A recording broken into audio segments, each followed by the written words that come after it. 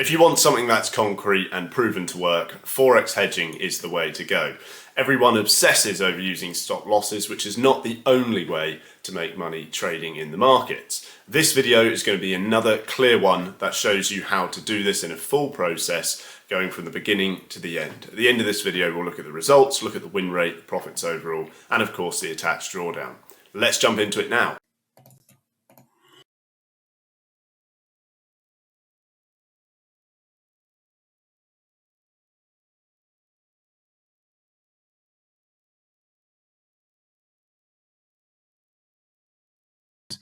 You can see again many support and resistance levels labeled, just giving you a little bit of an idea of the range really from top to bottom within this long term sort of environment. You can see a near-term downtrend. You've got a drop over the moving averages, so 40s over your 20, and you're pulling right down low. So a little bit of that going on since September, several months. So we can start to look long because we would expect a downtrend that's gone on for that period and hitting lows to give us some kickback at some point. So first entry is light. Again, if you're watching these videos, remember, yes, the sizes are small. You can scale it how you want, but I don't want to make these or put these out where there's enormous sizes, thousands and thousands of dollars every couple of seconds, because it's unrealistic. You know, in real life, it's dangerous to do that. And you can just trade lots of different assets with small sizes and still make the same amount of money. So there's no point in putting your risk up, putting all your eggs in one basket and so forth.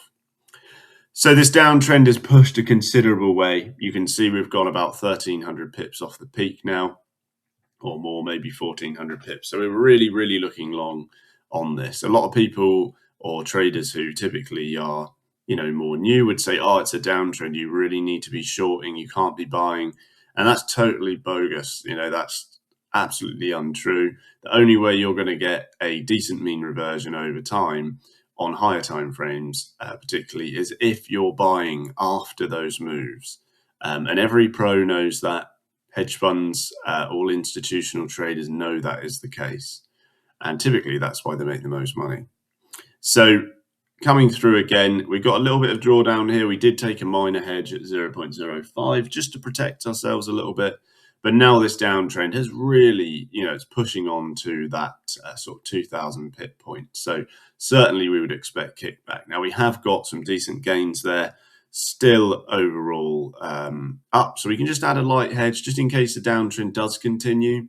It's half the size of the former long because the price is so low. But coming from 163 to 166 is still a good amount of pips, you know, 300 or so. So we don't mind having some short exposure, but we're wary of things like that, which are going to be a much larger kickback. And when they happen, we can look to remove those longs and add more heavy shorts if we can, because, you know, we've now got the ability to do so. We can exit those longs that we had, and now you're pushing up nearer that 100 MA. Price has gone off the low where we drew our key support zone, and it's gone 600 pips up. So you have got a forceful drop there, you can see. Okay, and we can now add another long, because if this is going to continue as a trend, it will likely hit the river at 2040 cross and bounce up, which is exactly what happens. You can see. Okay, and now we can take more gains just there on that light long entry. And we can see a bit of upside momentum, so fairly confident on the long side, but we can still protect ourselves a little bit with a short.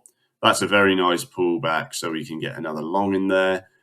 Just at this key level, you can see we pre-labeled it and now it's coming through. The reason why all these levels are labeled so well is because our accelerator training teaches you particularly how to label zones properly, not price points, but zones, support and resistance. A lot of people don't really know how to do that. They think they do, and they're doing it wrong. But if you do that before you start, you can see that price just keeps rebounding off those same levels. And it gives you a bit of a head start, if you like. And it helps trading make a lot more sense. I mean, ultimately, algorithms rule Forex markets, and they will just move around at levels, fibs, moving averages, stuff like that. That's basically what they rely on. So anyway, coming through, a couple more shorts. Now we've just got equal exposure, but we can kill that long as price rallies because there's a bit of rejection and we may see a fall. So I'll add a short, and on a dip, we could probably get long if we get one, and also just exit that short. So very nice there. Kill the short off. Decent gains. You can see now hardly any drawdown being held. $50. I mean, we're $1,100 up or so on this particular asset at the low size. Again, like I said, there's been hardly any drawdown. You could have put the size up. If you want to put the size up, you can. But we're not going to make these videos and just go crazy with massive sizes because it's unsustainable. It's not reality. And everyone who tries to do that loses money pretty much all the time. And funnily enough, it's always people who are new to trading and don't understand that concept. It's mathematics. It's simple math. The markets can run longer than you can most of the time if you've got high sizes. Keeping small sizes is pretty much the only way to survive. You just cannot take silly risks. And that's why a lot of greedy traders lose money as well, because they don't understand that it's a long-term game. You might be right when you take a massive size, like 5 times, let's say, or 10 times or whatever, or 4 months, you might be right. But ultimately, you're going to lose all of it, and it's going to go, and that greed you sort of gave into is going to be the downfall. Clearly, you don't want that. And clearly, that's not a long-term process to try to rely on, as many know who've lost money trading before. So that short just lower. Again, like I said, it was small when we took it because it was hardly off the low, 300 pips or so. But it's really not doing us a lot of damage whatsoever. It's just sitting there with low drawdown. In reality, sometimes it will gain a swap. Sometimes it will pay swap the other way. Overall, with this method, it doesn't really matter. We found the swaps just sort of equal out over time. But the gains are high enough for it not to be a problem. I mean, the drawdown held now is about 10% of the overall gains. And the win rate here has been phenomenal. So we'll kill that short. And now you can see sort of a channeling price trajectory forming, which is usually when most of the money is going to be made, because without a stop, trading minute movements, it's very simple to do. You don't have to mess about with stop losses or anything like that. It takes a lot less effort.